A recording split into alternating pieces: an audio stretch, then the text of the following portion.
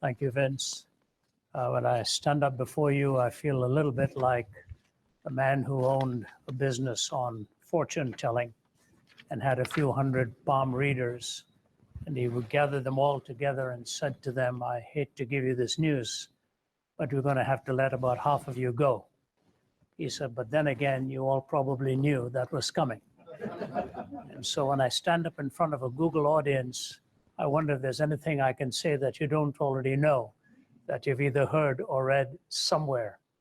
I mean, you're an amazing group of people. A company starting off with the proper name that turns into a verb across the globe. I remember being picked up in Delhi late one night by the hotel limousine. And as he was driving me, I was quite tired. You know, when you land after a day's journey, you look like your passport picture. And he was driving me to the airport, and then he told me how many books I had written. I said, how do you know that? He said, before I came, I Googled your name, sir. And so here's a limousine driver quoting you guys thousands of miles away using a word that has now become synonymous with actionable intelligence. So you are certainly one of the prime movers of turning thought into action. But I will always remember what I heard one speaker say. I cannot remember where it was where I heard him say it. He said, you may have a smartphone, but that is no guarantee that it is a wise phone. All kinds of access to information does not guarantee how we ought to live. It only tells us how we can live. When you put capacity and possibility and ideas within reach, if you have not trained the character to use that capacity, all you end up doing is putting the reach for some very, very heinous ends in the hands of a person who does not know what to do with that except to break it. That's a sobering thought for you. It's a very sobering thought for a person like me. Where do you go to find wisdom? It was Aldous Huxley writing in the 40s, who made the comment, I want this world not to have meaning. In his book, Ends and Means, I want this world not to have meaning, because a meaningless world, said he, gives me the freedom to my own sexual proclivities and my political ambitions. A meaningless world puts at my disposal the possibility of all that I want to do without any moral boundaries. You know, it was Andrew Fletcher, the 18th century political activist from Scotland, who said, let me write the songs of a nation, I don't care who writes its laws. Let me write the songs of a nation, I don't care who writes its laws, because knowledge is a deadly friend when no one sets the rules. And the rock group said, and the fate of all mankind, I see, is in the hands of fools. Confusion will be my epitaph as I crawl a cracked and broken path. If we make it, we can all sit back and laugh, but I'm afraid tomorrow I'll be crying. You see, once upon a time, you had to go to places in order to become wrong-headed. Now those places come to you and dangle on your hip and have the capacity to take young minds and pervert them so quickly and so soon that I think you and I both have an extraordinary responsibility to this generation. How do we give them what they can do? And where do they go to find out what they ought to do? Because true freedom is really not the liberty to do whatever we want, but the strength to do what we ought. Think of it this way. Dr. Martin Luther King Jr. in the reception of his Nobel Prize made an extraordinary speech, and his closing lines said this, where he started off by saying, I refuse to believe that man is mere flotsam and jetsam in a river of life.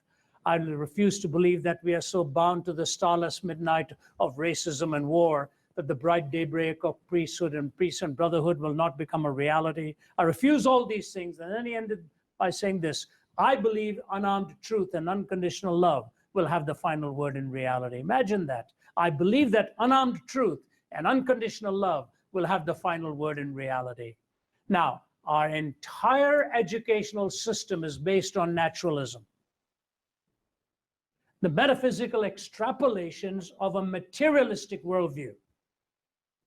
But if unarmed truth and unconditional love will have to have the final word in reality, that does not come from scientific imperatives. Those are philosophical, indeed metaphysical, or if you would, spiritual platitudes. That unarmed truth and unconditional love will have the final day in reality. And if that doesn't, what you end up is the young man being put into a plane and shipped across 10,000 miles and comes home as a physical zombie to be held in the arms of his parents, who are glad just to be able to hold him, even though he cannot even respond.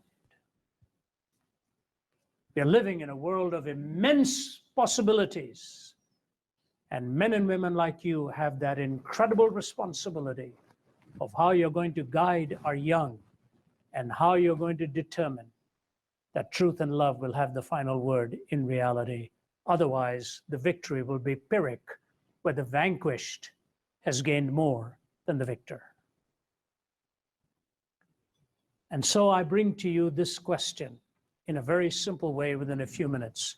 It all has to do with this very basic question. In our book, Jesus Among Secular Gods, we deal with humanism and existentialism and naturalism and evolutionism and all of that. And we give the Christian alternatives.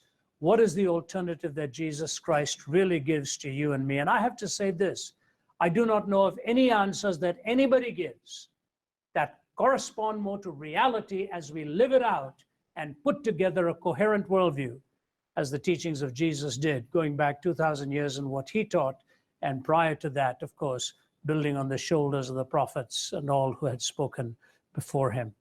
And the question is this: what does it mean to be human?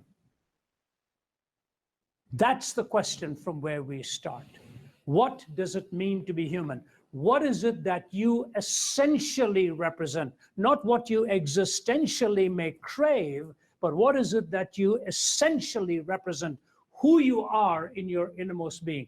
In our search for identity today, which is a very real search, if we do not know who we are in our essence, then the Chestertonian warning is true, that there are many, many angles at which you can fall and only one angle at which you can stand straight. And G.K. Chesterton went on to say, the tragedy of disbelieving in God is not that a person ends up believing in nothing. Alas, it is much worse. That person may end up believing in anything. A young student at Harvard made this comment to Kelly Monroe Kuhlberg in a book, Finding God at Harvard. He said this: I am allowed to believe anything here, so long as I don't claim it to be true. That is ironic, because the very motto of Harvard is Veritas, which means the imperative for the reason for their existence, something that you can never affirm in your life. How ironic, how contradictory has life begun? I want to give you 4 very quick answers to this. I've dealt with it more extensively, and I believe in one of the chapters of the book I deal with this, and it is this. But let me go back this way. In the year 2000, the former Soviet Union released its political prisoners. One of them was a man by the name of Andreas Tamas, a Hungarian, who had been incarcerated by them for 55 years, most of the time in solitary confinement. They believed he'd gone insane and they were going to do away with him. But Andreas Tamas showed moments and flashes of reality which made them think maybe he was just medically ill. So a Hungarian psychiatrist offered to come and treat him, and he did. And as he walked away from the room, he said, he is not insane. You have driven him to the point of near insanity. Give him back to us, we will make him well again. So he was put into a wheelchair, and Andreas Tamas is being wheeled out. And as he's being wheeled out, he makes his first request. He was speaking an old Hungarian dialect. He'd gone into prison when he was 20, he was now 75. And he made his first request, he wanted to see a mirror. He'd not seen his face in 55 years. So there you are in the vibrancy of youth and strong. And over half a century later, you're going to look at your face for the first time. And as soon as he looked at his face, he could barely stand it for more than a moment, turned the mirror down, put his face in his hands, and sobbed uncontrollably. They destroyed him. They destroyed him. He never remembered what he looked like and longed for the day when he was a mere 20 to see what he was in the prime of his youth. Is there a mirror for the soul? Is there a mirror for our essence? The Bible says, yes, there is. And I give you 4 quick answers. Number 1, that we have a creator, which means life has a purpose. Every time you read a book, you know there's an author to that book. There is a writer, there is an intent, there is a storyline. And if that creator has revealed his plan for us and given to us 2 things, intrinsic worth and reflective splendor. Intrinsic worth and reflective splendor. How do we know what that intrinsic worth is? There are 2 amazing conversations Jesus has in the Gospel of Mark in Mark chapter 12. The first one comes to him and is trying to pit politics against politics. And he says to him, is it all right to pay taxes to Caesar? And how desperately we wish Jesus had said no. But Jesus said, do you have a coin? And the man said, yes. He said, give it to me. And he looked at the coin and looked at the man and he said, whose image do you see on this? And the man said, Caesar. Jesus said, give to Caesar that which belongs to Caesar and give to God that which belongs to God. The man should have had a follow-up question. The follow-up question should have been, what belongs to God? And Jesus would have said, whose image is on you?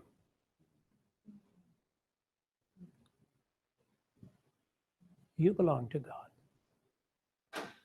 It's not surprising that he refers to this body as the temple of the living God, where you commune with him. It's a tent.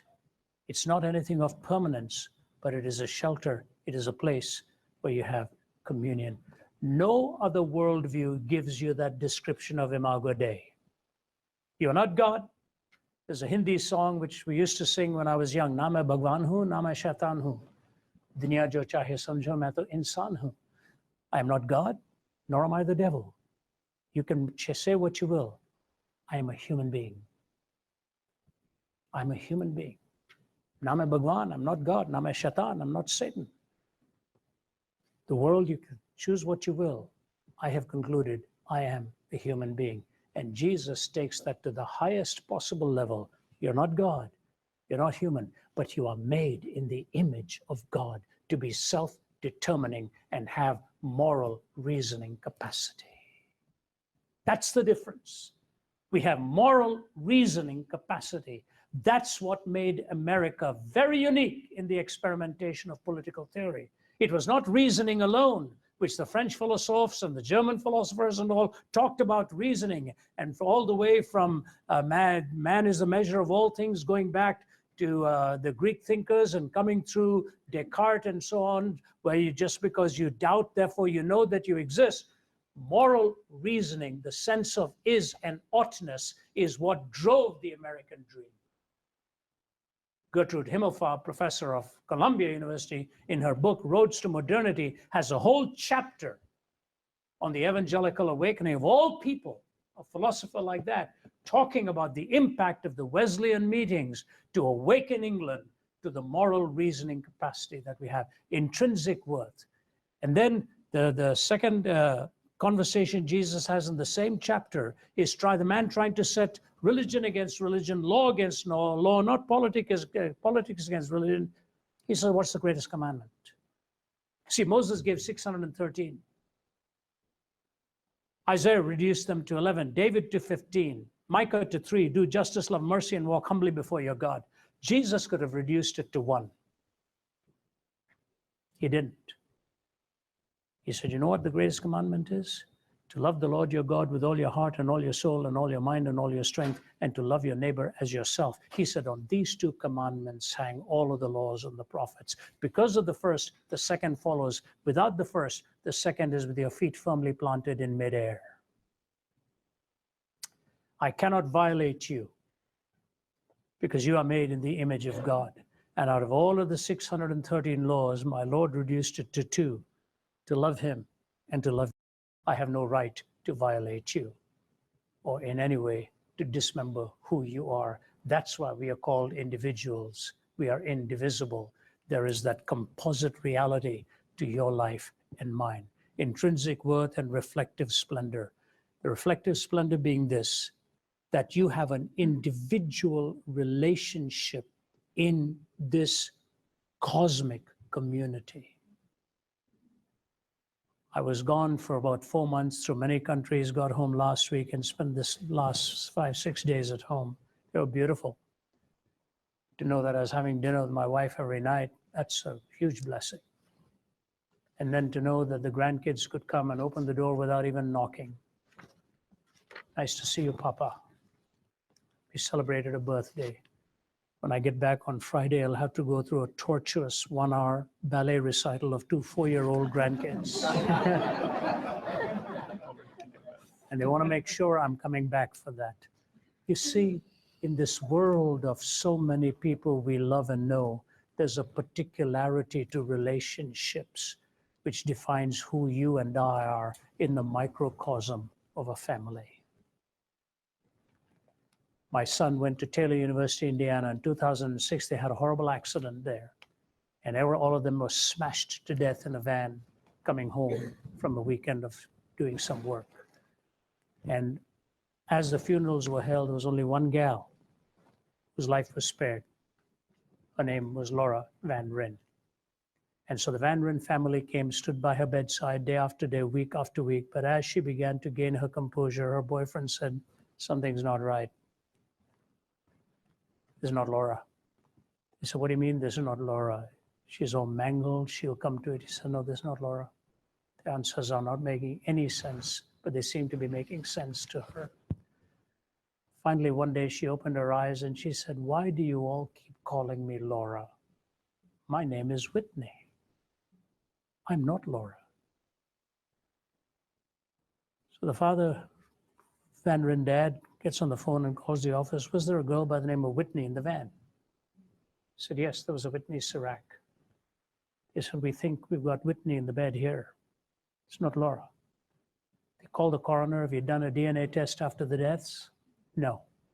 He instantly lost his job. They had the wrong name for the person. And who they had buried as Whitney Sirac was actually Laura Van Ryn.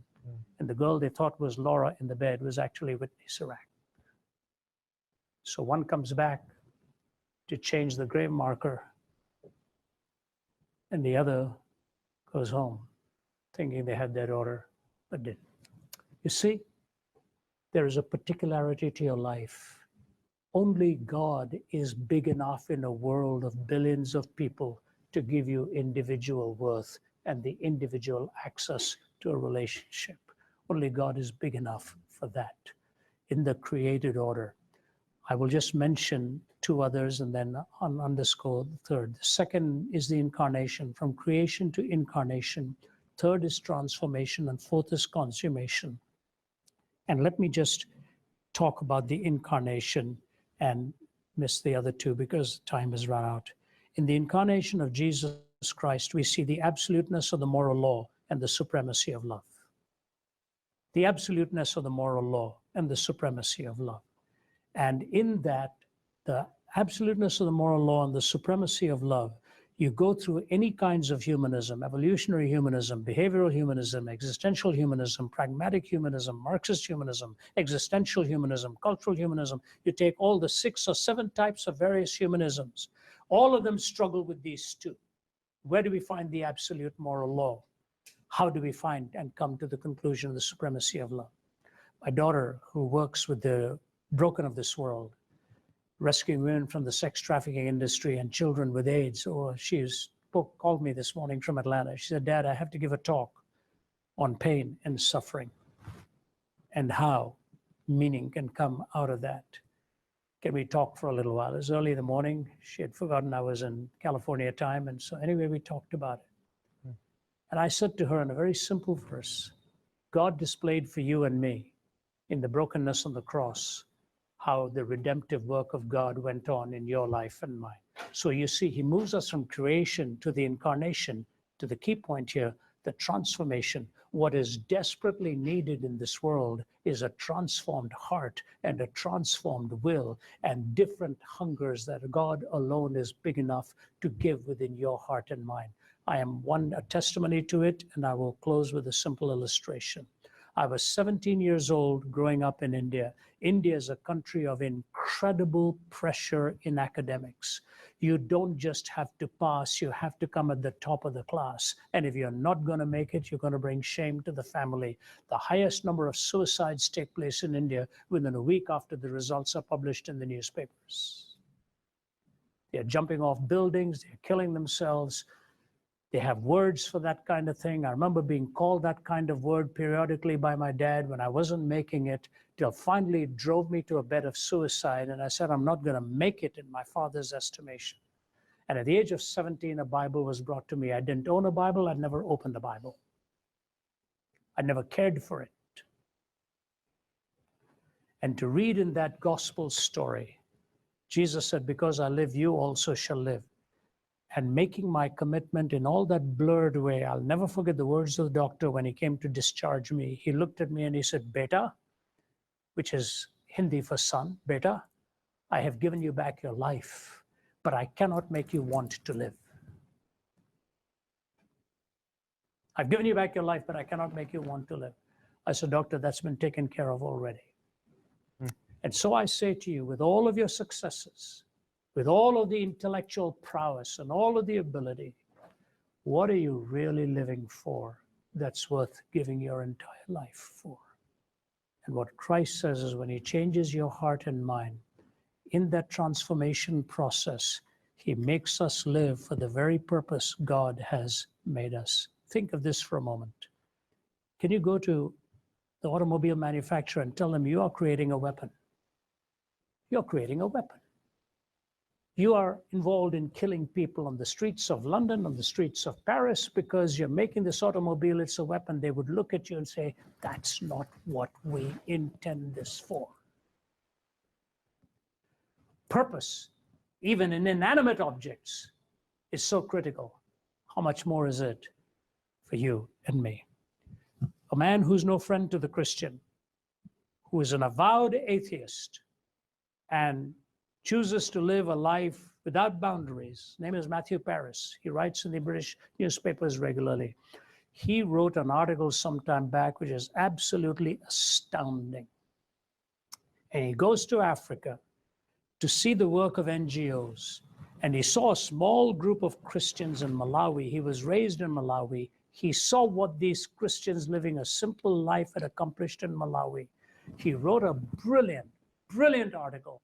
And I wish I had the time to read all of it to you. But let me just read the last two paragraphs. There's long been a fashion among Western academic sociologists for placing tribal value systems within a ring fence, beyond critiques founded in theirs and therefore the best for them, authentic and intrinsically of equal worth to ours. I simply don't follow this anymore. I observed that the tribal belief is no more peaceable than ours, and that it actually suppresses individuality. People think collectively. This feeds into the big man and gangster politics of the African city, the exaggerated respect for the swaggering leader, and the literal inability to understand the whole idea of the loyal opposition. Anxiety, fear of spirits of ancestors, of nature and the wild, strikes deep into the whole structure of rural African thought. A great weight grinds down upon the spirit of the people. Christianity, with its teaching of a direct personal two-way link between the individual and God, unmediated by the collective and unsubordinate to any other human being, smashes straight through the philosophical spiritual framework I've just described. Those who want Africa to walk tall amid 21st century global competition must not kid themselves that providing the material means or even the know-how that accompanies what we call development will end up making the change. The whole belief system has to be supplanted, and I'm afraid it has to be supplanted by another. Removing moving Christian evangelism from the African equation may leave the continent at the mercy of a malign fusion of Nike, the witch doctor, the mobile phone, and the machete. There's only one thing I disagree with him on this. It's not just Africa, it's the whole world. The gospel of evangelism that changes the heart is the only message we have. Where I have seen in parts of the world people who are one time heading to behead others, now kneeling at an altar in humility and grace and forgiveness. That is the gospel story. What does it mean to be human? From creation to the incarnation to transformation and consummation. The Bible gives us the narrative very clearly. As by Augustine said, you have made us for yourself, and our hearts are restless until they find their rest in thee. Thank you so much for being here.